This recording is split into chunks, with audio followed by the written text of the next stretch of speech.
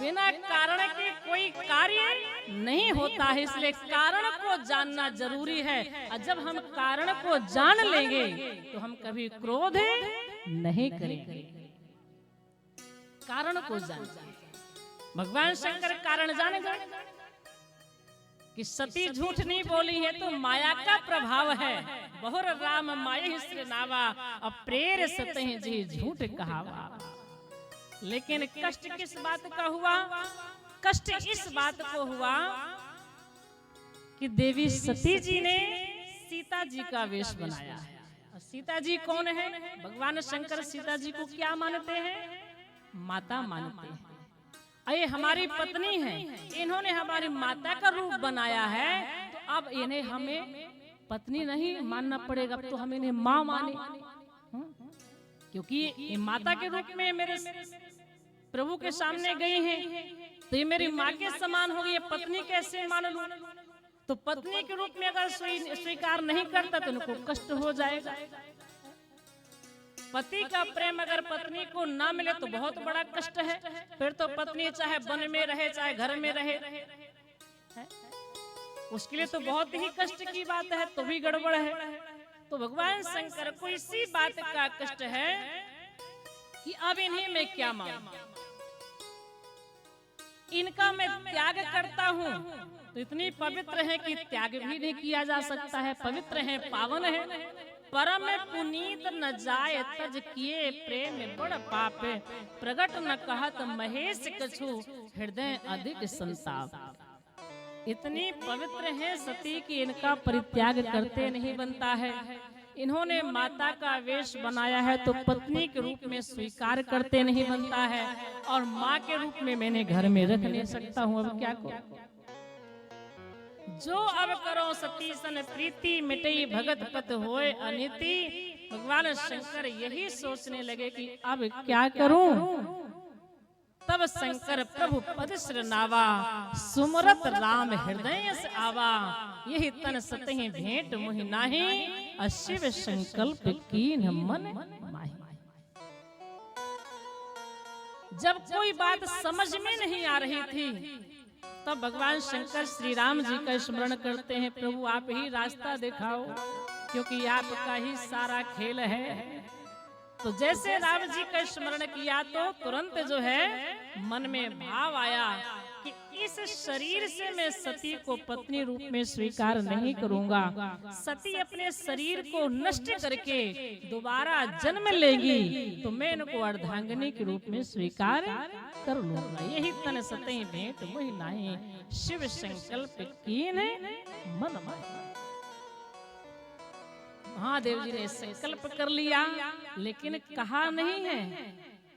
एक बार भी शंकर जी ने ये बात नहीं कही, शांत रह गए। आकाशवाणी हो गई, धन्य है आपके समान राम का भक्त कौन हो सकता है। आपने निर्दोष सती का परित्याग कर दिया है। जब आकाशवाणी हुई तो आकाशवाणी में ये कहा गया कि धन्य है आप, धन्य है, धन्य आपके संकल्प को। तो सती जी ने पूछा कि आपने क्या संकल्प किया है? भगवान शंकर ने नहीं बताया।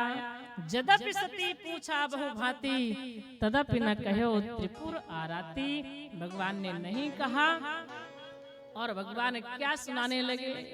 कहत कथा इतिहास पुराने, सुंदर सुंदर कथाओं को सुनाने लगे। इतिहास वर्णत पंथ विविध इतिहासा, विश्वनाथ पहुंचे कैलासा।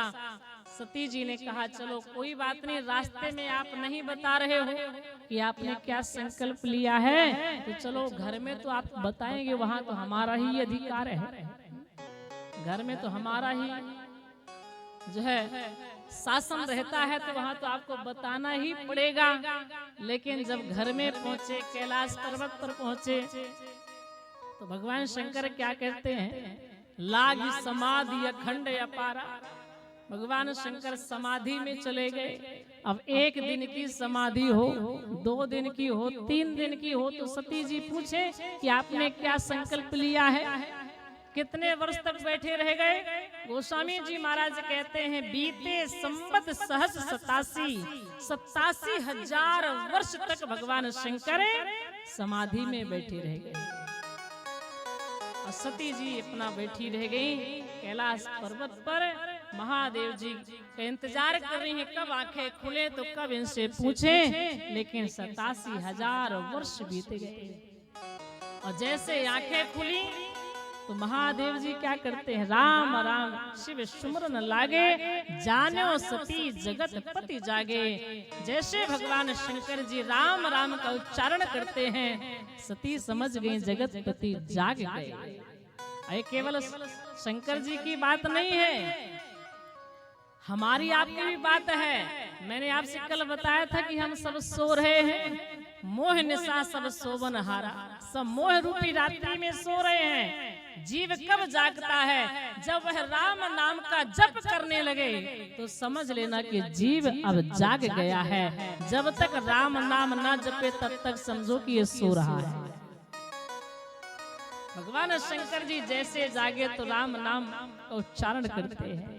सन्मुख शंकर आसन दीन्हा, सामने आसन देते हैं। सती जी बैठ गई, फिर कथा सुनाने लगे। उसी समय जो है दक्ष प्रजापति यज्ञ कर रहे थे, सारे देवता यज्ञ में पत्नियों को साथ में लेकर जा रहे थे। सती जी ने पूछा ये सब देवता कहाँ जा रहे हैं? भगवान शंकर ने बताया तुम्हारे पिताजी यज्ञ कर रहे हैं, उस यज्ञ में सब देवता अपनी पत्नियों के साथ जा रहे हैं। सती जी ने कहा अगर आपकी आज्ञा मिल जाती तो मैं भी चली जाती। महादेव जी ने कहा बहुत अच्छी बात है, जाना चाहिए, लेकिन तुम्हारे पिताजी के यहाँ से निमंत्रण नहीं आया है, इसलिए जाना उचित नहीं है। सती जी ने कहा तो क्या पिता के घर से निमंत्रण की अपेक्षा रखनी चाहिए? अरे पिता के घर में, गुरु के घर में, मित्र के घर में कोई बुलाए चाहे न बुलाए, बिना बुलाए चले जाओ, क्योंकि वो अपना ही घर होता है। पिता के यहाँ, गुरु के यहाँ, मित्र के यहाँ, अपने पति के यहाँ, इन 4 जगह में जाने के लिए कोई निमंत्रण की आवश्यकता नहीं पड़ती है, क्योंकि ये हमारा ही घर है। महादेव जी ने कहा ये बात सत्य है, लेकिन फिर भी इन 4 स्थानों में कोई हमसे विरोध मानता है तो नहीं जाना चाहिए। और तुम्हारे पिताजी हमसे विरोध मान रहे हैं। ब्रह्मा जी की सभा में एक बार उन्होंने हमें बहुत जो है कटु शब्द कहे और उसी समय से विरोध मानने लगे, इसलिए अब जाना ठीक नहीं है। भगवान शंकर ने बहुत समझाया, सती जी नहीं मानी, तो भगवान शंकर विदा करते हैं, ठीक है आप जाओ। और वहां जब जाती है तो आपने कथा में सुना ही, यज्ञशाला में पहुंचती हैं तो वहां पर सब देवताओं के लिए स्थान है, लेकिन शंकर जी के लिए कोई स्थान नहीं था। यज्ञशाला में पति के प्रति जो अपमान भाव पिता के अंदर देख करके सती बड़ा दुखी हुई और उसी यज्ञ कुंड में जाकर के, यज्ञशाला में जाकर के योग अग्नि के माध्यम से अपने शरीर को जला करके भस्म कर देती हैं। और जब अपने आप को भस्म करने लगी तो भगवान नारायण से प्रार्थना करती है कि सती मरते हरि सन बरु मांगा, सती मरते हरि सन बरु मांगा, सती मरते हरि सन बरु मांगा, सती मरते हरि सन बरु मांगा,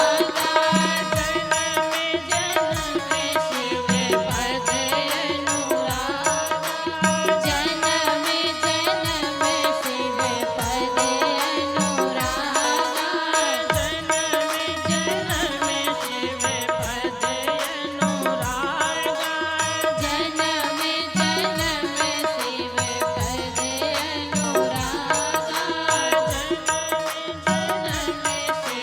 पद अनुरागा, जन्म जन्म शिव पद अनुरागा।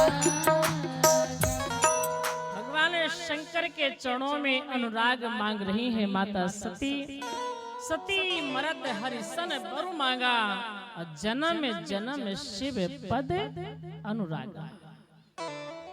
जितने मेरे जन्म हो मैं भगवान शंकर के चरणों में अनुराग करती रहूं, प्रेम करती रहूं, वो ही मुझे पति के रूप में प्राप्त हो। कितना सुंदर भाव है। आजकल की पत्नी होती तो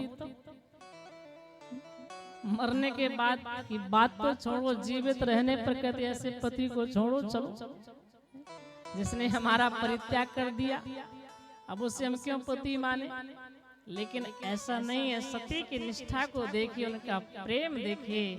कहती एक जन्म नहीं, आगे चल करके पार्वती के रूप में देवी सती जी ने क्या कहा था, कोट जन्म लग रगर हमारी, अब बरों शंभु न तर रहूं कुंवारी। एक जन्म की तो बात ही छोड़ो, करोड़ जन्म तक अगर मुझे विवाह करना होगा तो मैं शंकर के साथ ही करूंगा, अन्यथा बिना विवाह के ही रह जाऊंगा। तो इस प्रकार की देवी सती की निष्ठा है। भक्त यही कहते हैं, जमी चाहता हूँ ना जर चाहता हूँ, कृपा निधि कृपा की नजर चाहता हूँ। कि जमी चाहता हूँ ना जरे चाहता हूँ, कृपा निधि कृपा की नजर चाहता हूँ। जमी चाहता हूँ ना जर चाहता हूँ, कृपा निधि कृपा की नजर चाहता हूँ। जमी चाहता हूँ ना जर चाहता हूँ, कृपा निधि कृपा की नजर चाहता हूँ।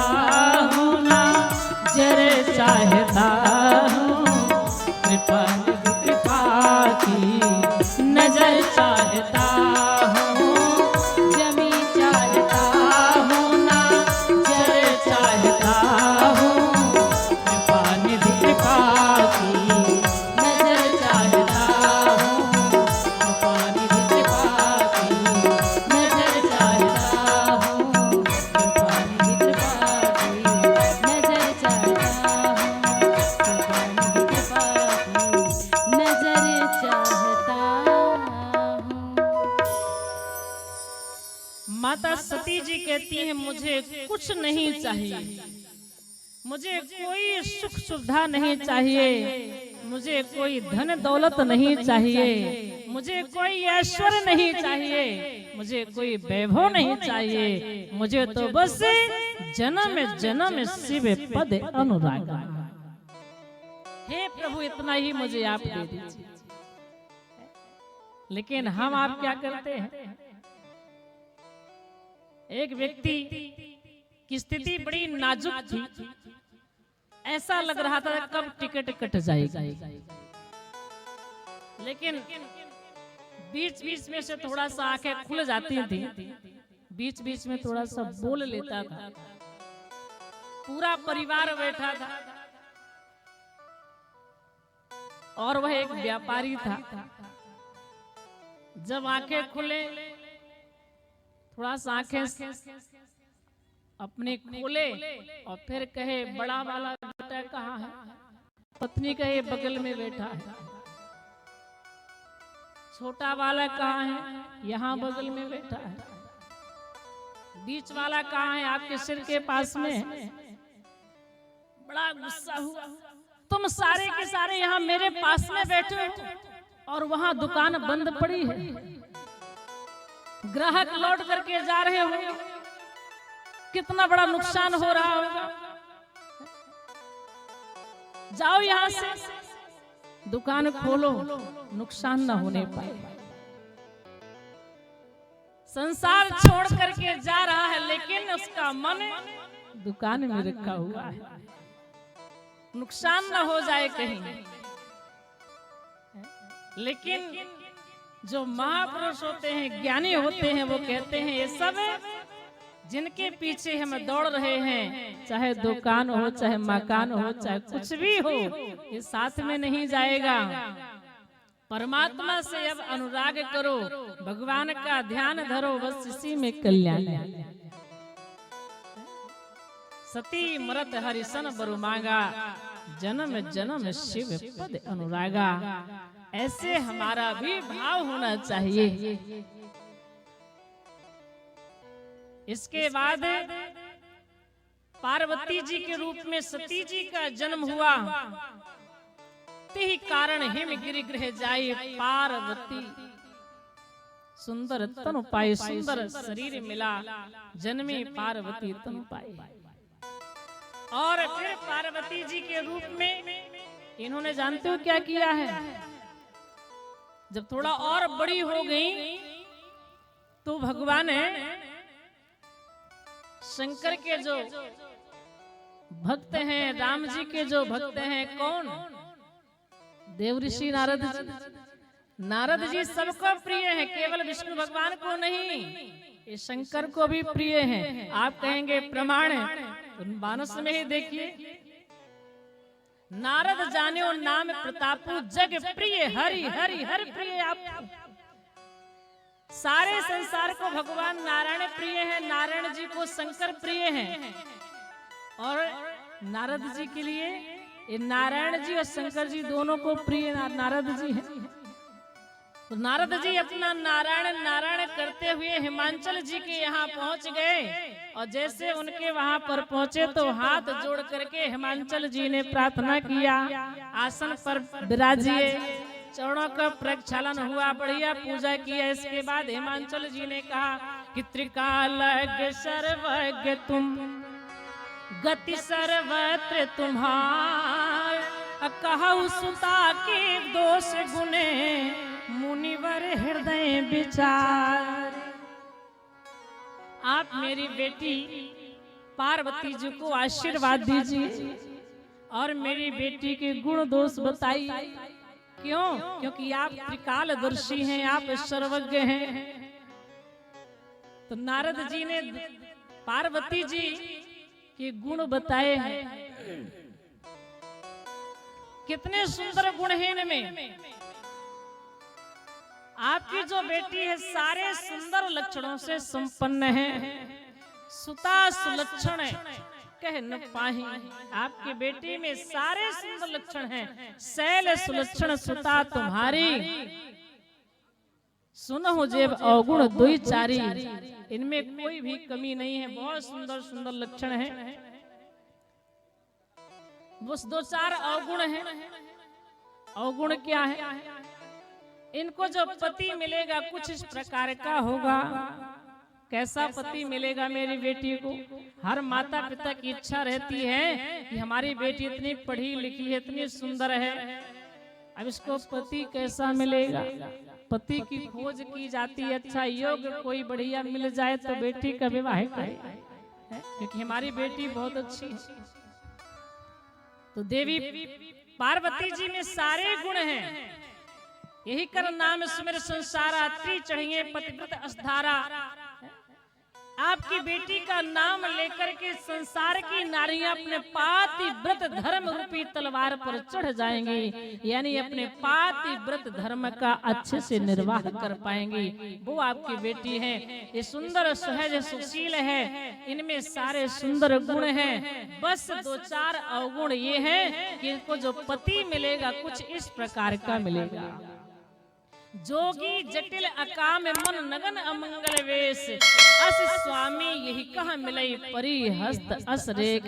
आपकी बेटी को जो पति मिलेगा वह अगुण अमान गुण रहित होगा, मान रहित होगा, जोगी होगा, जटिल होगा, अमंगल वेश होगा।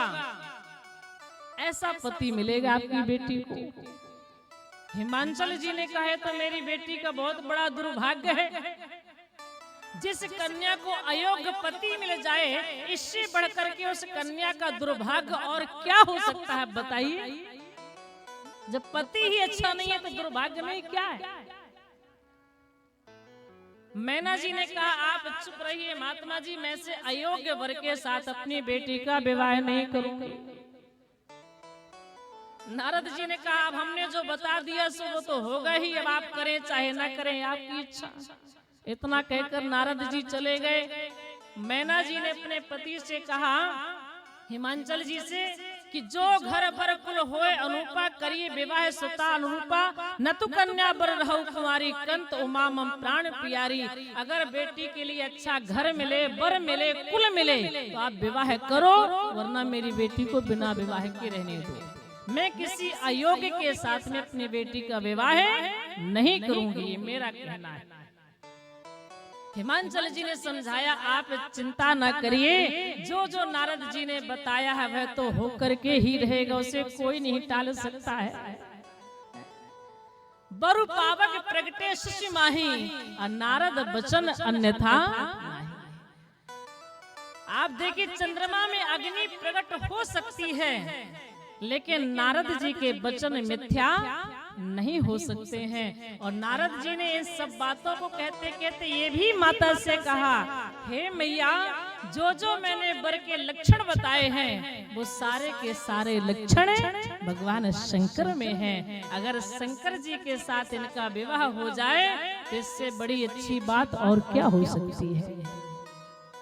महादेव जी के बारे में नारद जी ने बताया है कि जे जे पर के दोष बखाने, जी जी भर के दोष बखाने, ते सब शिव कहा मैं अनुमान, ते सब शिव कहा मैं अनुमाने। दो विवाह शंकर सन होई, जो विवाह शंकर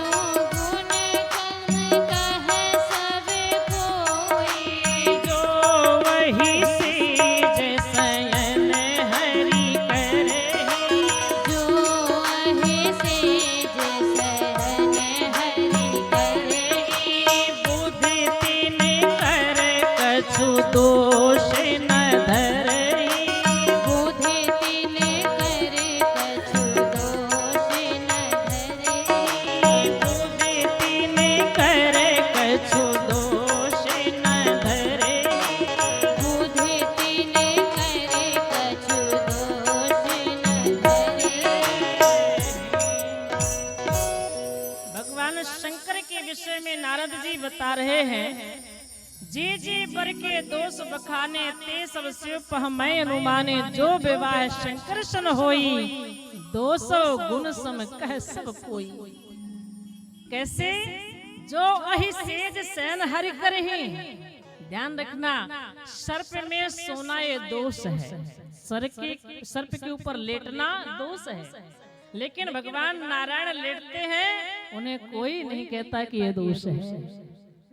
जो वही सेज सैन हरि करहि, बुध तिनकर कछु दोष न धरि। रवि पावक सुरसरी की नहीं। देखिए, आप देखिए सूर्य को देखिए, उसका प्रकाश हर जगह पड़ता है, चाहे अच्छी जगह हो चाहे खराब जगह हो, हर जगह का रस सूर्य भगवान लेते हैं। तो क्या कोई आज तक सूर्य भगवान को अपवित्र कहता है? किसी ने कहा है? नहीं कहा। अग्नि को देख लीजिए, अग्नि में हर तरह की वस्तु जल जाती है, चाहे खराब हो चाहे अच्छी हो, तो क्या अग्नि अपवित्र है? नहीं है। गंगा जी में देखिए, चाहे जैसा भी जल गंगा में मिल जाए, तो क्या गंगा अपवित्र होती है? शुभ और अशुभ सलिल सब भाई, सुरसरी को अपनीत न कहा। समृत कहु नहीं दोष गोसाई, रवि पावक सुरसरी की। जो सामर्थ्य होता है उसमें दोष दिखाई पड़ता, फिर भी वह दोष नहीं माना जाता, उसे गुण माना जाता है, क्योंकि वो सामर्थ्य है। मान लीजिए, एक उदाहरण के रूप में देखें, हमारे पास में ज्यादा नहीं 2 बर्तन हैं, एक में जो है घी भरा हुआ है, एक में पानी भरा हुआ है, और मक्खी दोनों में गिर जाए, पानी में मक्खी गिर जाएगी तो क्या करेंगे आप? पानी फेंकेंगे कि मक्खी को फेंकेंगे? किसको फेंकेंगे बताइए? पानी में जब मक्खी गिर जाती है तो क्या फेंकते हैं? मक्खी को कि पानी को? पानी को फेंक देते हैं। और 2 केजी बढ़िया शुद्ध गाय का घी लेकर के यादव जी के घर से आए हैं, और उसी घी में अगर मक्खी पड़ गई तो क्या करेंगे? किसको फेंकेंगे? क्यों नहीं फेंकेंगे घी को? जब 2 लीटर आपने पानी फेंक दिया है, तो 2 लीटर घी भी फेंक दो। नहीं फेंकेंगे, तब तो मक्खी निकाल करके फेंक देंगे, घी रख लेंगे। क्यों? इसलिए कि वह घी सामर्थ्य है, और पानी सामर्थ्य नहीं है।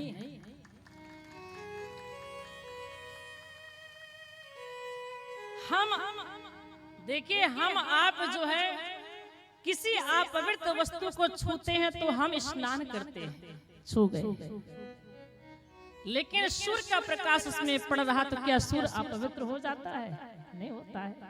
हम किसी नाले के पानी को अगर छू लेते हैं तो हम अपवित्र, अरे गंदा पानी तो छू गया, हम चलो नहा लें, लेकिन वही गंदा पानी जब गंगा में मिल जाता तो क्या गंगा अपवित्र हो जाती? नहीं, वह सामर्थ्य। ईश्वर सामर्थ्य है, वह सर्वज्ञ है। ईश्वर के जीवन में हम आप जो बहुत ऐसी कथाएं हैं, राम जी की कथा है, कृष्ण जी की कथा है, शंकर जी की कथा है। भगवान शंकर को देखिए, चिता की भस्म लगाते हैं तो पवित्र माने जाते हैं, हम प्रणाम करते हैं, लेकिन उसी की चिता को हम छूते हैं तो नहाते हैं। वो सामर्थ्य है। कुछ लोग कहा करते हैं कन्हैया ने चोरी की है, चलो हम भी चोरी कर लेते हैं।